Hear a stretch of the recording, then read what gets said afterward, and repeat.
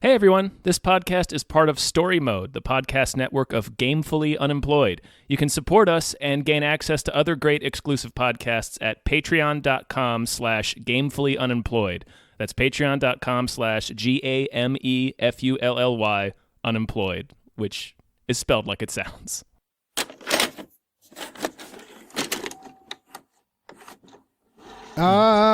Getting in there. Hi, everybody. Hello, everyone. My name is David Bell. Mine is Tom Ryman. And we just watched the new Mutants. The new Mutants! Mutants! Woo! What's the last thing you remember, Danny? He said we had to run.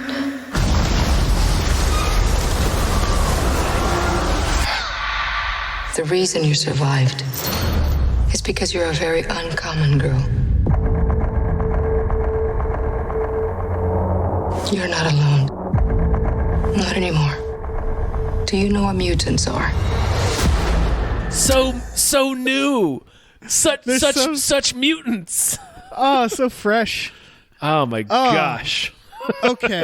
Okay, Tom. Mm-hmm. So this has been what, like 15 years in the making? Yeah, at least a quarter century. Yeah. No, they filmed it in 2017. It was supposed to come out in 2018. Got bumped several times, famously. First, because of bad test screenings, they wanted to do reshoots, and then Fox got bought by Disney, which just threw the New Mutants even further into let's say limbo. It was supposed to be R-rated. It was, yeah. And then the pandemic happened, and then they were like, "Fuck it, here's the New Mutants," and the world was like, "No, thank you. No thanks. We're all set." And then it just limped out on streaming like nothing happened. Yep. Like someone who just like threw a fit and like threw a table across the room and left a party, and then like walked in later like nothing happened. Like nothing happened. Yeah. So yeah, Tom, how'd you like the New Mutants? Oh man, what a question. I think there are good ideas in this movie. Yes. The execution overall is not good. All right. You can see where there was a good idea here, Yes, for sure. 100%, yeah. But the movie, predictably so, is broken. Yes. And I don't know whose fault it is, because it didn't seem disjointed necessarily. Like, I followed the main thing that was happening. I certainly have some questions. Yeah. But like, it wasn't like me like, what's going on? You know, it's like, okay, I generally know what's going on, but it just felt like badly edited, and like kind of weird and rushed, and yet also very dull at times. Yes. It was, and there's like a lot of weird, like, okay, so the plot of this movie is a young girl on and her I forget what Native American, she's Cheyenne? I think so, yeah. She her town explodes. And her dad brings her to a tree trunk, and he's like, "I gotta go help." He doesn't last long. He immediately gets killed. He return to sender. He gets rejected, and thrown into the woods, and then she gets knocked out. And she wakes up in this facility that is run by a single person. Yep. Just one person. And they spend the whole movie being like, how do we get out of here? And it's like, I don't know, maybe beat the shit out of that one person. Yeah. They like third act, they're like, what if we attack her? And it's like, yeah, no shit. Yeah, it's that's what you should do. Yeah, it's this one doctor who puts a force field around this old abandoned like school. She wakes up. It looks like Danvers. It does. A smaller Danvers, but yeah. Yeah. And they filmed it in Boston. Oh, really? Yeah. Yeah, Massachusetts is filled with abandoned asylums. It was filmed at Medfield State Hospital. Wait, really? Mm-hmm. Oh, I've been there. I think I fell through the stairs there. I've like done like the urban exploration. I mean, it's a haunted of several ass abandoned building. asylums. There's Yeah, no doubt that this is a haunted ass building. I can't believe that. I might have been in that building. Anyway, so she wakes up and the Breakfast Club is there. Yeah. And they all have accents. Everybody's doing an accent. And maybe they're doing okay. It was the sheer variety of accents. It just felt very like, I don't know, theater, where it's like all these people doing accents. And again, I'm not even judging the accents. And I'm sure maybe they're based off characters who had accents in the comic books. Probably. They don't show powers for a long time. Not really. No, we get to see cannonballs right up front because he chains himself to a block and is zipping around the yard in a hilarious demonstration. Yes, they wake up and they're like, "You're a mutant. Your family's dead," and she doesn't really question it. Mm-hmm. She doesn't say like, "Where are the police?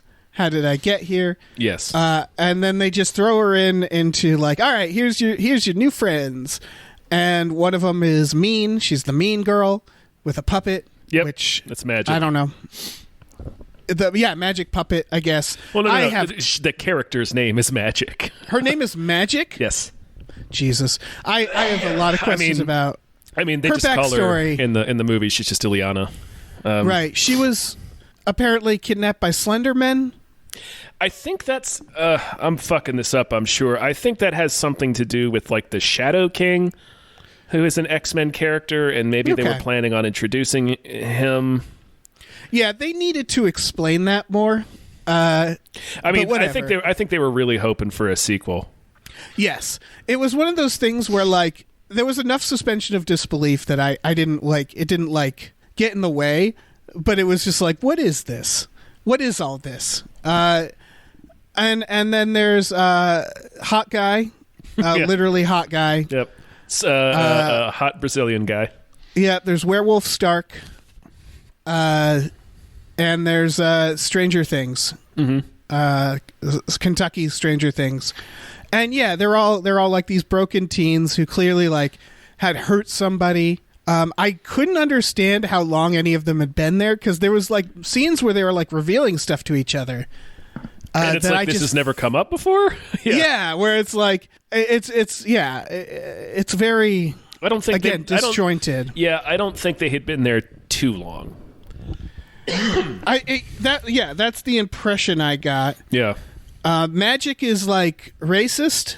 She is like a real piece of shit. The first thing she said, she's like, Magic, go show her around the grounds. And she takes her out into the front and says, "You're my lookout," and spray paints the fountain in the front. And I'm like, you're not going to go a little farther to do this vandalism? Okay. But at that point, I didn't realize there was only one person guarding all of these kids. Yeah. And then she says, to quote, because she uses the wrong term here, she says, "What kind of Indian are you?" She says, "Cheyenne," and she goes, "I wasn't really asking." And I'm not sure what that means. I don't know. That's not an insult to ask. She words it in an insensitive way, but I wasn't really asking. It's like, okay, what the fuck are we even doing here? What's the point of this exercise? Yeah, we learned that we learned two things: that there is a force field around the school, yes, and that Magic can teleport. Yep. And I figured those two things might relate to each other, or at least be reconciled, and they aren't. She can create like portals. Yeah, she can literally go to another dimension. They keep adding to her powers as the movie goes on. Yeah, it's a little less bewildering if you're familiar with the characters in the comic. Right. She can do... There's not a lot she can't do. Apparently. It's just... She has like... She's a crazy powerful mutant that can use magic and teleport to other dimensions and do all kinds of crazy ass shit. So it is a little strange that she just can't teleport to the outside of this barrier. I was gonna say there's one thing she can't do apparently. It's crazy that they're like, oh, there's a force field, I can teleport anyway, we're stuck here. Yeah. And she never says like, oh, it doesn't work on my teleportation. Like just a line, really, just a line. But they never do that.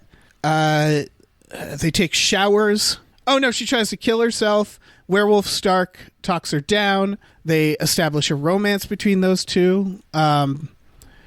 There's showers. We learn that Werewolf Stark is like from an extremely religious background. Yeah. And a priest burnt a W on her. Yep. For, I assume, witch. And she killed that priest. Yes. We learn that magic has sword lightsaber powers. And it's just really slow for a while.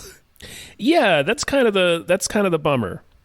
Scenes kind of end abruptly too. Yeah. They do the attic scene with the lie detector, and like the conversation feels like it's getting going. Like magic like calls someone out for lying. Yeah. She calls out Roberto for lying about how many women he's been with. Right. And then we learned later that he burned his girlfriend to death. Yeah, which was pretty funny. Yeah, that's pretty great. And so like weird shit starts happening. The people's fears start manifesting. And I guess it's a twist that the mutant whose powers we never see, who's the main character, turns out that's her power, but also creating a giant bear is also her power. Yeah, the big demon bear. A fear bear. The fear bear, yeah. That's an entirely that's believe it or not, that is a separate character in the Marvel comics. I mean, I do believe it because those are two extremely different powers. Yeah. They try to I thought they were trying to show that like, oh, it's when she's sleeping, but I think she's awake for the first demon bear attack. She's awake when the demon bear kills her entire family and community. So none of it makes a lot of sense, and it's a lot of people in rooms having shitty conversations, being like, "So what's your backstory? What's your backstory? Hey, what's your backstory?" And like we get a lot of backstories. It feels like it's like half of this movie, and then like some creepy shit happens, but it's not really well done in terms of horror. So I thought some of it was kind of cool. The burning girlfriend was well done. Was cool. But it's not shot for horror. The scene in the mine I thought was cool. Oh yeah, where they all look at him, where they start turning to look at him, and you can't see them because they all have their headlamps on. And again, this all felt like pieces of, like, oh, I bet this could have been done in a more horror way. Yeah. Then the CGI Slenderman show up, and I was just like, oh, okay. I mean, whatever. And then they see each other's fears, it turns out, because they all start fighting the Slenderman. Yeah, they just get manifested. Yeah. Also, the Slendermen are wearing, like, disco, like, outfits. Like, they're wearing, like, silk shirts. Yeah. They look like Johnny Cash. Yeah, with just these weird smiling masks on. Yeah. Apparently, I'm reading that's supposed to be Ilyana was in child slavery, and those are supposed to be creepy guys. Yeah. What I assumed there was something really insidious there. Yeah. And I assumed that's what that's supposed to be. The Slendermen were manifestations of her fears of them, not literally what they that's not like. what they literally looked like. No, I'm sure. But, you get it. You get it. Yeah. And so they slowly figure out that they're actually there because they sort of imply, like, we're here to be just, like, rehabilitated so we can join, like, the X-Men or something. They never, again, there's no orderlies, there's no one there. One of the teenagers has to be, like, the entire kitchen staff. Yeah. Like 3/4 of the times we cut to Roberto, who's that guy, he's washing dishes in the kitchen. Yeah. It's like he's perpetually washing dishes. That's it. That's all he's doing. And again, it's just this one lady, and I don't know how she's handling all these kids with powers. She keeps doing, like, classes for them and taking their blood, and it's revealed that she's working for Essex, and, like, she's trying to find potential weapons that she can then ship over to them. Not sure why they can't just go there in the first place. I don't know. And I don't know who brought this girl here. Again, it's a staff of one person, which seems like a bad idea. Yeah, particularly when you have, like, all of these crazy powerful mutants who, like, don't entirely know how to control their powers yet. Magic says like she's killed 18 Yeah. and so like she's clearly like kind of a sociopath. Yes. And at I was like, why hasn't she killed this lady yet? Like, you'd think that's like the first thing she'd do. Because this, again, it would make sense if this lady was like super powerful, but she's not. Not really. She can make force fields. She gets the thing that like ultimately begins her downfall is getting attacked by a werewolf. And I don't know, in the X-Men universe, if you can't handle a werewolf, how can you handle these 5 mutant kids? Yeah, how can you handle any single one of these kids? Right. And so like they Yeah, it's I mean, I guess the reason she doesn't is because she's a good person. But basically at her core. Is she? Okay, that's the idea. Because then she gets they figure out what this girl's power is. She can manifest your fears and use them against you. And the Essex Corporation, who is like literally looking for like evil weapons, are like, nah, we don't want that. I was like, you don't? The DNA. Yeah, they take the DNA. And then they're like, terminate subject. So she takes her back into like the secret lab. This is the funniest part of the movie. Because she straps her down to the table, and then before, like, knowing how powerful this mutant is, starts basically doing a villain monologue of how she's about to kill her, like put her to sleep. She's talking about like she was a vet, and she put animals down. Her mom was a vet. Oh, right. And he's talking about how their dog went mad and bit the neighbor's kid and had rabies, so they had to put the dog to sleep. And she's telling her all this before she's like turned the knockout gas on. Right. And then she starts to unfold and unzip a body bag. Yeah. It's like, what are you doing? What are you doing?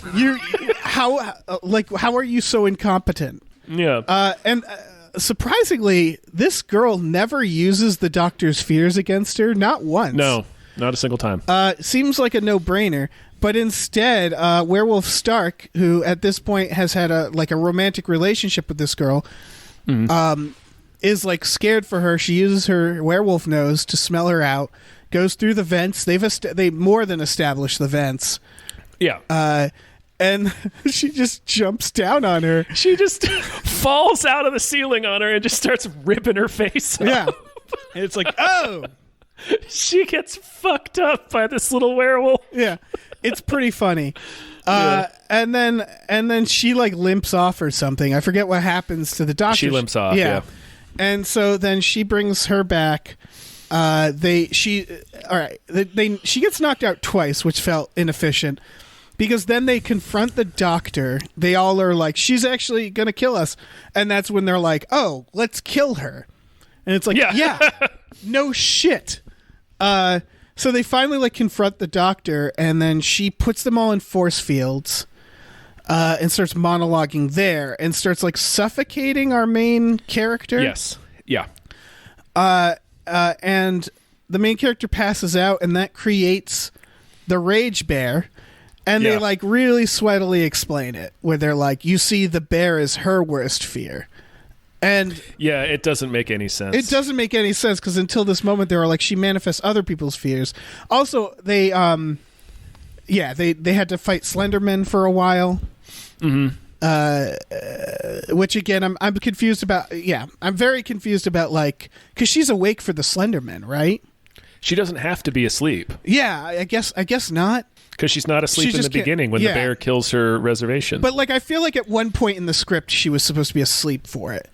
Because they have a scene where they're watching her sleep and she's doing all this stuff, and then someone experiences their first. Like, it reminds me of Sphere, where like the thing in Sphere, if you remember, is whenever Samuel Jackson's asleep, his dreams are manifesting. Spoilers for Sphere. This fucking squid. So like, they seem to like be cutting it in a way that they were showing like, oh, she's sleeping, but then they kind of they don't really do that. So the bear comes and just mauls this lady, just gobbles her up. Mm-hmm. And then like the bear's still there. And so this felt like a reshoot or a rewrite or whatever. I don't think they did. I don't think they ever did any. Oh, reshoots. You're right. This just felt like the a different climax, movie. Right, the climax of the film is these kids fighting a giant bear. Yeah, completely That's unrelated. the climax. Yeah, completely unrelated to most of the movie. They're just like, we have to fight this giant bear. And magic, like her dragon comes alive, which also not entirely sure about that. That's Lockheed. Again, if you're familiar with X-Men comics, you're just like, oh, sure, that's Lockheed. Sure, I'm not though. So Yeah. I need to know why her puppet dragon suddenly becomes a real, like, cartoon dragon, like a poorly animated. I think Lockheed exists in another dimension. I forget what his deal is. Yeah. He's normally with Shadowcat, Sure. not with Magic, but Yeah, Magic has this puppet. She talks through it, and it seems like it's a coping mechanism. Then she talks about how she created purgatory to put people in, or fight them in, or whatever, with her puppet. And then she goes through the portal to fight the bear. And when she comes out the portal, the dragon's just alive. And so her and this dragon start fighting the bear. And I'm like, okay, I need to know why this is happening. Because, like, here's the thing about X-Men is that I'm sure in the comics it's explained, but in the movies, they're actually pretty good of having consistency in the powers. Mm-hmm. And they just kept adding shit. And it was like, okay, so she has like a flaming sword, and oh, okay, so I guess that dragon's alive now. So can she just do anything? Like, I needed to know I needed someone to say, this is what her power is. it's kind of hard to explain. Yeah. Precisely what she can do, but she has sorcery powers. Right. She has the soul sword. She can use teleportation discs to travel through other dimensions. She can do fucking anything, pretty much. Yeah. And I wish there was someone explaining that to me. And then just think of her like a wizard, basically. Yeah, I guess. But like X-Men doesn't have wizards until this moment. They sure do. I mean, the comics do, but again, the movies have always grounded it a little. The movies have always, they've tried to make them into more. How is this like a power we can use to beat up a bad guy on screen? Right, and they're also genetic mutations. That's the whole idea. So sure. I know it's just them having an explanation, but I just needed the idea of like, oh, this mutant, you see, she can manifest things from her mind on her body or something like that, where it's like, oh, she has teleportation and the ability to like it felt like a combination of like Mystique and Nightcrawler at first, where it's like, oh, she can sort of like morph her body and teleport, and that's how I got a handle on it. And then the dragon came alive, and I was like, okay, I'm not sure anymore what I'm seeing here. She's magic. I don't know. Her name is Magic. Yeah, and I mean, and she does magic. She is magic. Right. So yeah, no, I understand that now. It just seems like cheap as hell in the universe they've established. Where it's like, we're taking your blood and we're in labs and we're trying to take your genetic abnormalities and use them. And it's all science-based. And then they're like, oh, and this is a wizard. And I'm like, wait, hold on. Listen, her mutation gave her the power of wizardry. Yeah. You're a wizard. Yeah. Like you got Hagrid's DNA. Right. You know how this was handled elegantly in other Marvel films is Doctor Strange, is that they spent a whole movie kind of establishing that there's another side to the coin. There's the extreme science, and then there's the extreme magic. And like there's a great clash between Tony Stark and Doctor Strange that's essentially science versus magic, and who can solve these problems. And so they do the work to make us believe, okay, like it's magic, but it has rules still. Sort of. Yeah, I mean, there's sort of rules. There's enough bullshit. There's enough rules to how it functions and everything. That you believe it, that you're like, okay. And then they have people like Tony Stark not sort of buy into it at first. And so, like, they did a good job at that. They just sort of say, oh, yeah, there's magic. Yep. And I couldn't catch up. And so they fight the bear. And then she comes awake in the church. Oh, I take it back. This is the funniest part of the movie. Oh, yeah. Oh, is it when Fire Guy gets stomped into the ground and leaves a cartoonish imprint? No, but that was pretty funny. No, the part I was thinking of is when she wakes up and looks at the bear and shouts, "No." Yeah, and that works. She just scolds the bear. Yeah, and the bear's like, "Aw." And the bear's like... And the idea is like it's supposed to be her overcoming her fear. Yes. But what the problem is the only thing we know about this character and her fear is the thing she says out loud to people about it. You know what would have been a better idea? If all the nightmarish stuff was happening to her throughout the movie. Right. We really don't know who she is. No, she spends half of the movie asleep. Yeah, asleep. Yeah. We don't know really anything about her. No. Like, we know she tells a couple of stories about her dad, but that's it. Yeah. Like, we don't even know what her fear actually is. We just know that the bear is a manifestation of it. Right. She tells a story about how inside us there are two bears, which I believe is now a meme, but the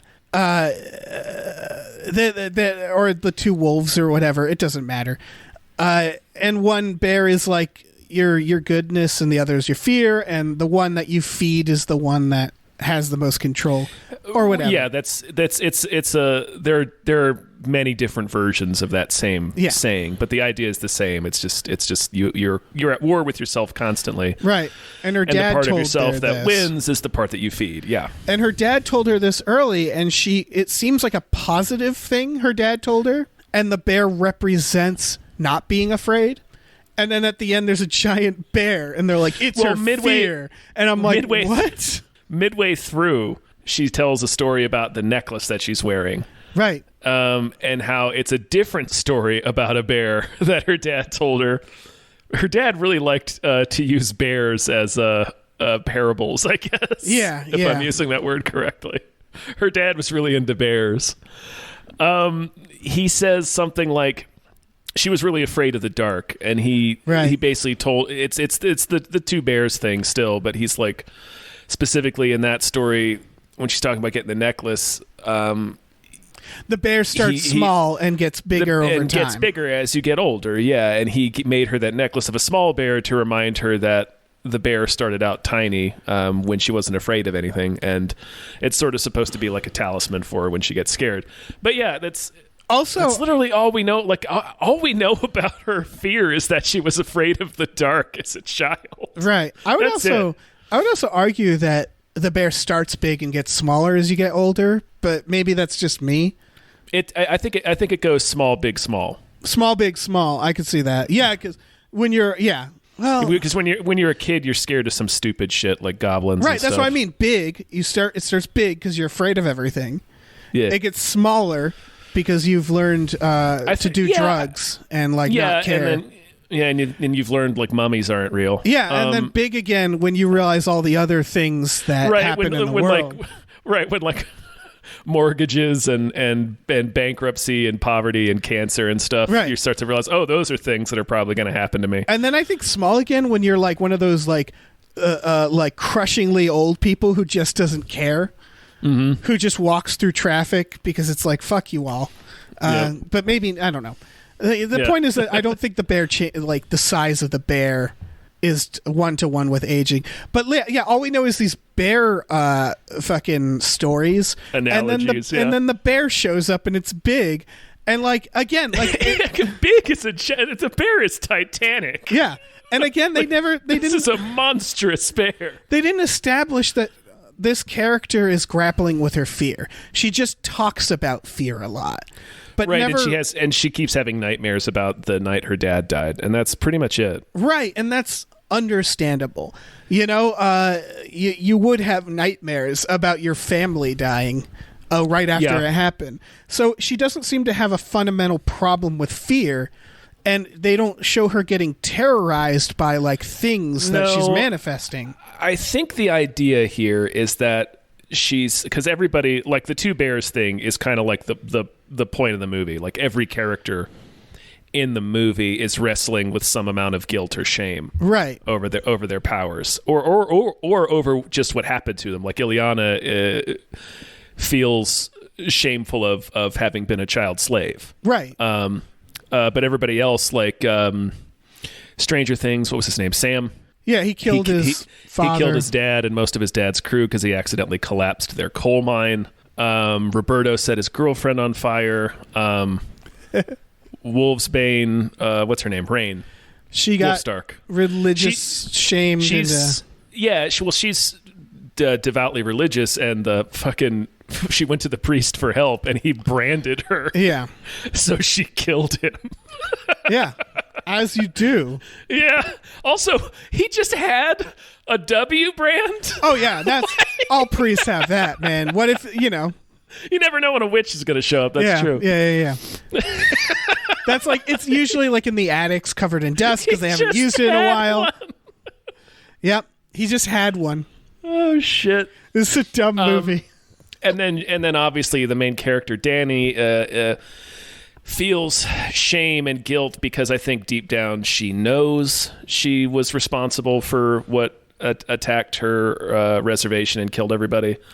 I guess she doesn't her seem big to bear friend. So because she keeps saying I don't know what my power is, and is that the idea? Because they keep saying like I think you know what your power is, or like magic keeps like pushing her. Yeah, and so then is the doctor idea at one like point she knows is like it was her. I think so. Okay, so that was actually something I had a note for. Okay, that makes sense. What you're saying makes sense, but I think in the movie, because it starts with that doctor being like, it was a tornado, and lying to her. And then, and she says, like, but it was growling. I don't think it was a tornado.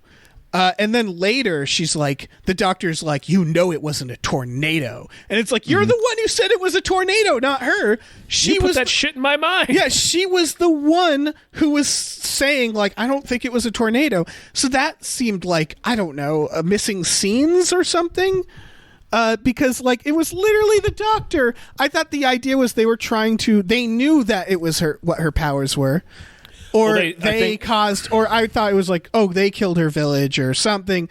And so they were clearly saying it was a tornado to lie. But then she like gets mad at her, the doctor does later, for saying it's a tornado. And it's like, isn't that what you wanted her to believe? I think there might be missing scenes. I think that's supposed to be a mask off moment. Okay. Because it's like at this point we're starting to learn. Like, I think this is the scene where we first kind of get the inkling that the doctor is bad. Right. I mean, depending on how you watch movies, because I got the inkling the moment she was shown in the movie. Well, I mean, I'm talking about in terms of what the movie wants us to, what the movie is saying, what the characters are saying directly. Because I mean, there's other hints, like they keep talking about. Like she very vaguely refers to, you'll get sent to my superior runs a facility where you get sent to, and they all assume she's talking about the X-Men and Charles Xavier. But if you know anything about the comics or have watched the other movies, you know that fucking Professor X would not run a facility like this. Yeah, well, that's the thing so it's bullshit. I hope they didn't think it was a twist because it starts with you're in jail. Yeah. Yeah, and it's like, well, this is going to be about them escaping, because what else would it be about? Yeah, I don't know if it was necessarily supposed to be a full twist, but rather just you're not sure quite the source or purpose of what's being done. Oh, yeah. I guess I didn't it's more of a mystery on that end. Here's what but you I mean, do. the whole time I was still like, oh, this is Mr. Sinister. Yeah, this is totally Mr. Sinister. Here's what you do. You make the facility not haunted looking. She wakes up in what seems like an actual like hospital, or what feels like an X-Men-esque place, right? Fully staffed, so there's an element of like, logic to how it functions. Because again, waking up in an abandoned facility with a single lady who's just like, hi, I'm the doctor. I'm here to help you. It's like, well, clearly you're not that. Create a situation where it seems like they can get out, but they can't. Like something's happening to their brains, like some psychic thing is happening.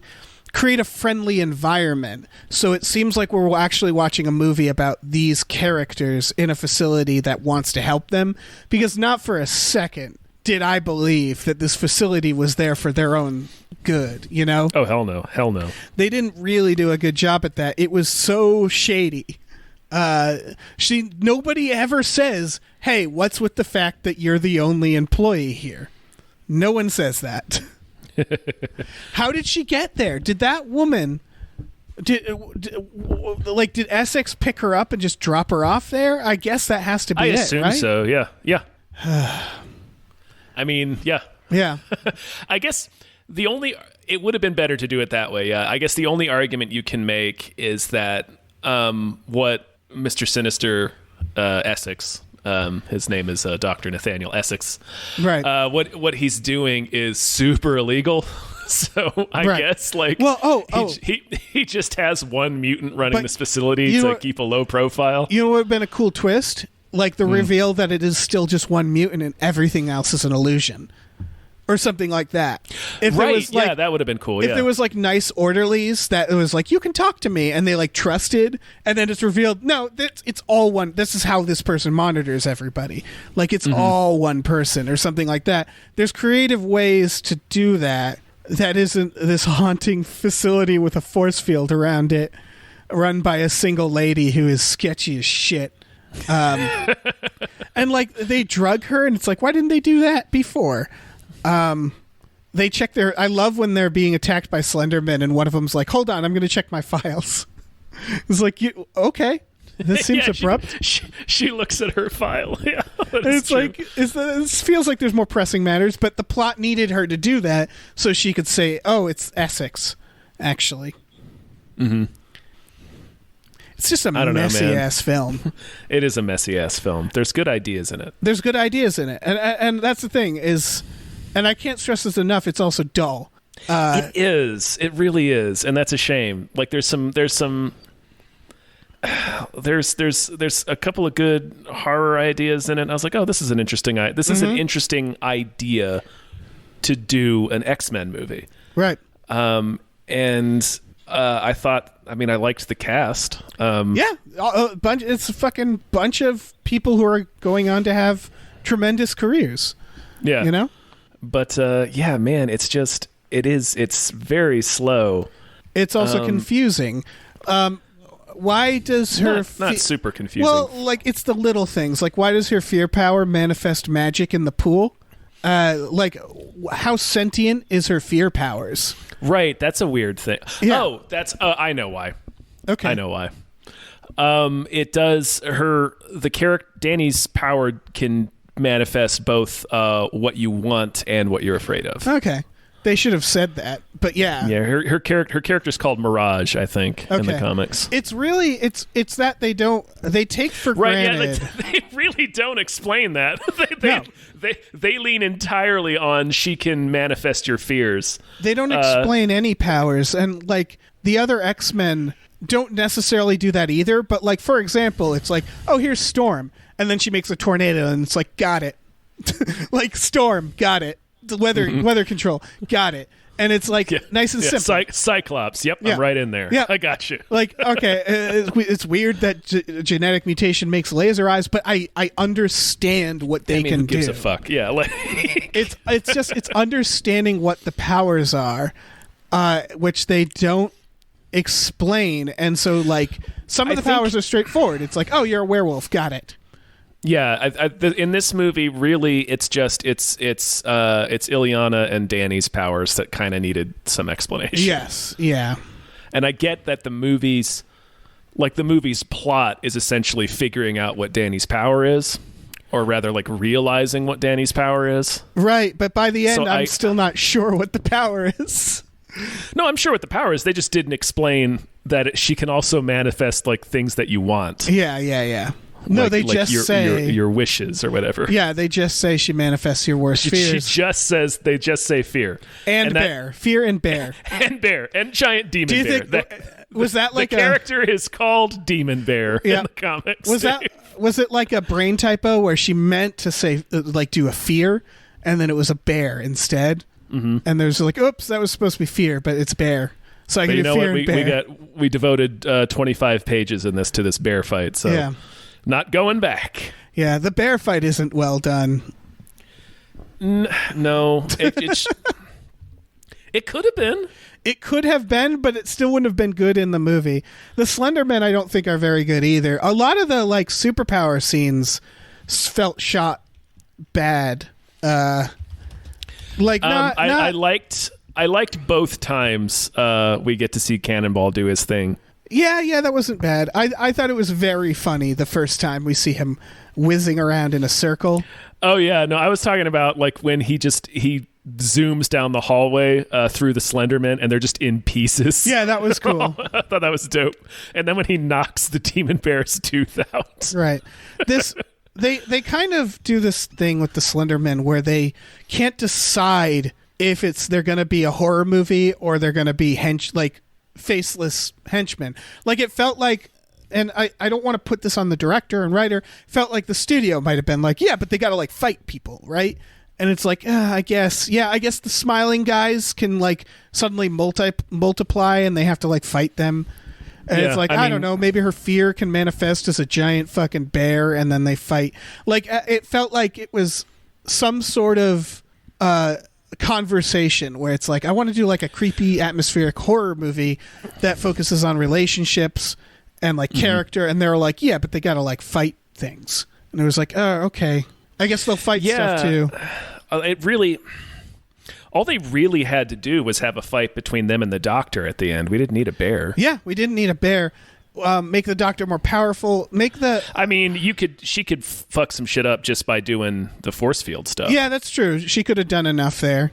Yeah, that would have been enough, I think, to make a compelling final showdown. Yeah, it felt like it didn't feel like, I don't think they knew what they wanted it to be. I think there was a lot of things thrown around in the pitch process. They probably said like, oh, it's like the Breakfast Club, and then it's like superpowers. But it still has to be an X-Men movie, yeah, and it's horror. That's kind of the idea, is that it wasn't going to be an X-Men movie, right? And it doesn't devote enough time to anything, and unfortunately, a lot of that is spent with the characters talking.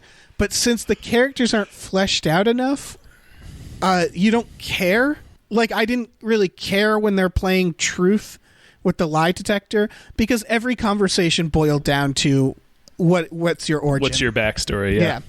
And so they spent so much time on that, and it was like, I get it. It felt like it was repeated a few times. Different. Like, I feel like the pyro guy. It felt like when they're in the pool and he's like, you don't understand. It's like, no, I do understand. I figured out what your deal is. You know, it's like they were scared people wouldn't understand the backstories. I don't know. It's just a real fart, you guys. It's just a big old fart. So yeah, it's like the horror elements. I guess it's a frustrating film because, like we said at the top of this, some good ideas. Yeah. Mostly a bad execution, and not a great script. No, it really needed to figure out what its focus was. Like the base idea, we keep saying, it's a good idea. Like, this is a good idea. Well, okay, let's do an X-Men movie, but make it not really a superhero movie, and make it kind of like like an insular horror movie. Yeah, I think when I saw the trailers and when I heard what this was going to be, my assumption was that it's a bunch of students in a facility that isn't sinister, that is maybe run by the government. I knew Essex was probably going to be the thing, but I thought it was going to be more about like almost an evil neutral, where they're like, look, we just got to contain you guys because you are in fact too powerful for your own good. Like, and that's a good idea, is how do you handle the mutants that are too young and impulsive to handle their power? You know, like, you know, in some states we don't give kids guns that early. You know, it's that thing. It's like, if you have the ability to kill people with a thought, how do you handle those people before they can control themselves? And so I thought this was going to be like kind of a horror movie about a group of kids with powers that haunt them and each other. And I like the idea of the mystery of like, what's going on? Something's happening here. But there's not really a mystery there, because it happens the moment this girl comes in. They establish, oh, she doesn't know what her powers are. And then all this shit starts happening. And it becomes very clear since they all keep giving their backstories, because I think they were really worried that we wouldn't understand that these fantasies were their backstories. It becomes very clear what her power is. She can manifest fears, and then bears is, I guess, the twist. And then big bears, huge bears. So, like, Huge. I like that idea of like, and here comes one mutant that does something, and it riles up the other mutants, and the other mutants with their powers who are trying to control become like, start fucking the place up too. But yeah, it just sucks. It just didn't work. No, it's dull, and then the ending is just the climax. It's like, what is this? Yeah, the climax is shocking and yet still kind of dull because it's not. I don't think it's particularly well done, even for like the action side. No, not really. Like I was like, that's when the bear fight happened. Was when I was looking at my phone the most. I think because I was like, this is just noise. Yeah, and it's a shame too because you're like, oh sweet, we get to see we're gonna see like Magic in her full armor. Yeah. Nope. No. we're gonna see like Cannonball and Sunspot fight. Nope. No. Cannonball knocks his tooth out, and that just immediately gasses him, and then Sunspot gets stepped on. And again, like cartoon outline of him, like womp womp, like fucking Wile E. Coyote. Yeah, he really does get Wile E. Coyote. And then the girl shows up, and she goes, "No, bear," and pets the bear. And then we didn't even talk about. She literally says no. Yeah. And then the ending is they all just leave the school. Yeah, they just walk away from the shambles of the school. Where are we going? I don't know. Right. I don't even know what kind of sequel that would create. Like, I don't know. I thought because of the name, and I'm not advocating necessarily for this ending because they kind of did it in the Origins movies, but I was expecting the last shot to be the fucking X-Men plane, like landing or something like that. Like the idea that like the X-Men are like looking at their computers, like there's some crazy shit happening over there. We should probably check it out. You think like Charles would be able to sense this shit was happening, but maybe not. He goes in Cerebro and he's just like, giant bear, what the? It's like, what the fuck is happening over there? We gotta get to Massachusetts. There's a giant bear apparently. We gotta get that bear lady. Yeah. Someone's gonna snag that bear lady, and it better be us. Better be us, yeah. Yeah. Colossus, isn't that your fucking sister? How come you never told us about her? Yeah, there's just apparently the sequel would just be them wandering around some more. I assume the sequel would be like Mr. Sinister coming after them. Yeah, them fighting Essex, breaking out more mutants, etc., etc. Yeah, but we're not going to get any of that. No, most likely not. I mean, I hope not. I hope all these actors are like, if they get a call, they're like, no, I'm going to go get an Oscar. I think I'm going to go do like acting stuff. Because I think the ones I recognized, I think they're all capable of becoming like really good actors. Yeah, definitely. And putting this film behind them. Yeah. I do hope that they try. This was a failure, but I do hope that they continue to try to do more outside the box things with superhero movies. Yeah. Well, they're doing the multiverse stuff. I hope that's. But I hope that genre. turns out to be sweet. You mean genre-wise? Yeah, like really not going for like the traditional superhero movie structure. Well, if you remember, you just reminded me of another X-Men movie that we had similar problems with, which is Logan. Because Logan, the whole idea was there like it's a gritty Logan, like Children of Men, like he's on the road and he's old, and oh, superhero fight, and it's just like, well, fuck you. This is just the same thing, but you just like painted it with like a grittiness, and that's what it is these movies, they can't help themselves. Some producer rolls into the office and goes, we need like a fight in there. And they gotta fight somebody. Put a big ass bear in there. Yeah, and that's the thing is whenever they try to do something different, ultimately it just becomes a superhero film because, and like part of me gets it because I think from a producing perspective, I'm sure the question is like, well, why are we even making this then? Like, why are we giving them superpowers and stuff if they're not going to fucking boom, boom, boom, explosion, explosion? You know, like I don't think it's a good point of view, but I understand the logic in their brains, which is There's that still, like yeah, where but it's there's like still. what's Go that? ahead. Go ahead. Oh, I was just going to say, it's like if someone's saying we're making a superhero film, but it's a horror movie, you can see a producer being like, well, pick one, you know? Like, Yeah. why are you doing the two? Just make it a horror movie then. Because they don't understand. No. Yeah, I don't know. You can do a superhero movie that doesn't end in a big fight scene, like weirdly, Deadpool 2. Yeah, Deadpool 2. Deadpool gets away with, I think, it's sort of, it reminds me of like people like Charlie Kaufman, where like I think there's certain filmmakers who can get away with certain things because they've been tested and it's been clear that they can do that, right? Yeah. And so, for example, The Joker, not a good movie, but it was doing the thing that we're saying, but it was doing the things we were saying. Why don't more superhero movies do this? Right. Yeah. It's just Joker is. Oh God. We don't talked enough about Joker. We don't have to talk about.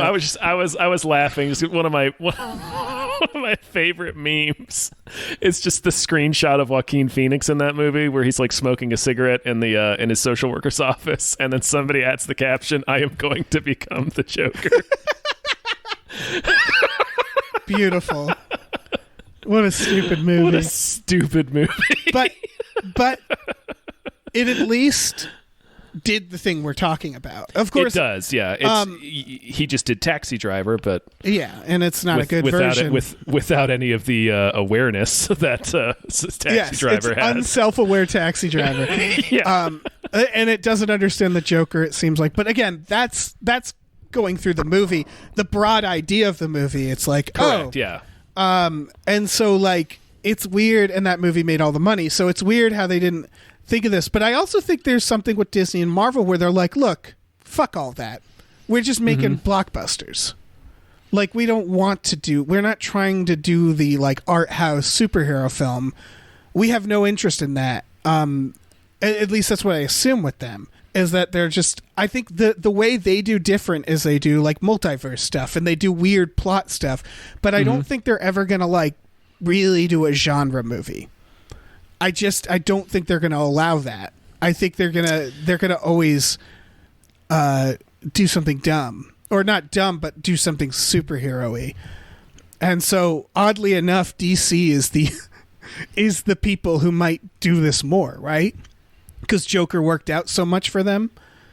Aside from Deadpool, because I think Deadpool gets away with it, right? That's they resisted for so long, and then they finally did it, and they're like, they made all the money, and it's like it doesn't get through to them that it's like, yeah, if you make like a genre superhero film, you'd be able to kind of breathe new life. You can do other things within it, yeah. Yeah. What should they do that with? You're the expert on the comics. Oh man, that's a tough. I mean, that's a tough one. You could do it with X-Men. I think X-Men might be the easiest one to do it with. Doctor Strange, we're going to see how Multiverse of Madness turns out, but I do know that the original writer-director Scott Derrickson left the project because they wouldn't let him go as far with the horror as he wanted to. Yeah. So that's not a great sign. Ant-Man, same thing with Edgar Wright. They don't want to go too strong. The directors have to sort of conform to the look. Look at the failures in the past. Another example would be Fantastic Four, Josh Trank, where what keeps happening every time is it's like a game of chicken. They veer away at the last second. Josh Trank is like, I'm making like a Cronenberg thing, and they're like, yeah, and then they start seeing the footage, and they're like, no, and it's too late, and then they produce a broken film because at the last minute someone dove in and was like, stop. What's weird is I've heard that one of the most memorable sequences of that movie, Dr. Doom walking down the hallway blowing dudes' heads up, was not Trank. That's very funny because I was about to amend that with I don't like having seen Capone. not gonna say the Trank version was gonna be amazing. No, but it did have some cool, like when Mr. Fantastic wakes up after first getting his powers. That was like a cool body horror scene. Yeah, but I'm sure Trank also, he seems like, I don't know. Again, I saw Capone. Yeah, we saw Capone. I've seen him with power. Yeah. But I've seen Chronicle. It's fine. It's fine. It's totally fine. The only thing, fine. Yeah, it's just the first found footage superhero thing. That's it. Yeah. So I think there's definitely a balance there too, because they have to get the right person to make it. Like this director, Josh Boone, didn't he do like the Fault in Our Stars? So it's like we're gonna make like a horror X-Men. Let's get the Fault in Our Stars guy. And so like it is possible that like it's not just producers here. Well, Maybe I think it was his idea. Yeah, he wrote it. Yeah, he pitched this to Marvel. And I don't know. I mean, I don't want to say you can't make a horror movie if you've made this other genre, obviously. Sure, yeah, obviously. But it's a team effort. A piece of shit like this is a team effort. Is my point. And like it's like these nervous executives plus maybe a fairly new director who doesn't quite know how to control it, or maybe doesn't quite know how to pull it off, or maybe just gets overpowered by these executives, is a pushover. I don't know what it is. I don't have teleportation and invisibility powers yet. And so like I can't watch. I can't I don't know. But yeah, the point is that Marvel seems very nervous about this idea. Yeah. And I think I don't know. You're saying there was no reshoots for this, right? No reshoots were ever done. But they clearly cut it to shit in post. It looks there are parts where it seems like there is a scene missing. Yeah. And again, it was supposed to be R, and it's like Yeah. Yeah. And you can see glimpses of that, like Ileana says fuck like in the first scene she has, and then it's pretty bloody. Yeah. when the doctor gets her face werewolfed up. Yeah. And then there's also shower scenes, which I didn't know. It was like, come on, guys. They're like teenagers. Like, they're supposed to be teenagers. Why are you doing this to me? Teenagers, so it's like, why are you doing this to anybody? Right. Yeah. Like, it's just like, dude, the fuck? Not into this. Yeah. It's weird. It's weird. Yeah. So, like, I don't know. Yeah, I think it's a hard thing to pull off unless the studio fully commits and they have a director who like really convinces them of a vision, right? Like, yeah, I think maybe the idea here isn't fully realized. It's a good idea, but it still feels kind of nascent. Yeah, it needed to be developed a little more. Right. It makes sense why like not Judd Apatow went to DC and was like Joker but Taxi Driver. And they were like, oh, we get it. Like I see why Joker was made, because it's a very clear, concise thing to get across. Mm-hmm. And it seems like it would work. Or in the case of Deadpool, of course, it was just the internet. Like he just leaked that video. The internet was like, hey, what the fuck? Footage. Yeah, this is great. Make this a movie. Yeah. And they were like, okay, I guess we'll make that a movie. Like there needs... Here's $40 million. It made how much? Okay, let's do a sequel. And I can see with Wolverine, because I bet Hugh Jackman was like, I want to do this. And they were like, okay, well, we weren't going to have a Hugh Jackman back, so let's do this.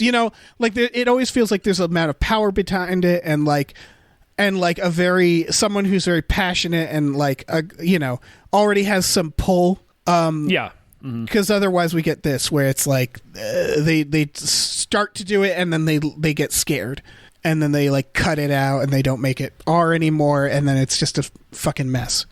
Yeah, it's a mess. It's a mess. Don't watch it. That's it. Yeah, I mean, watch it if you're curious. I guess it's not.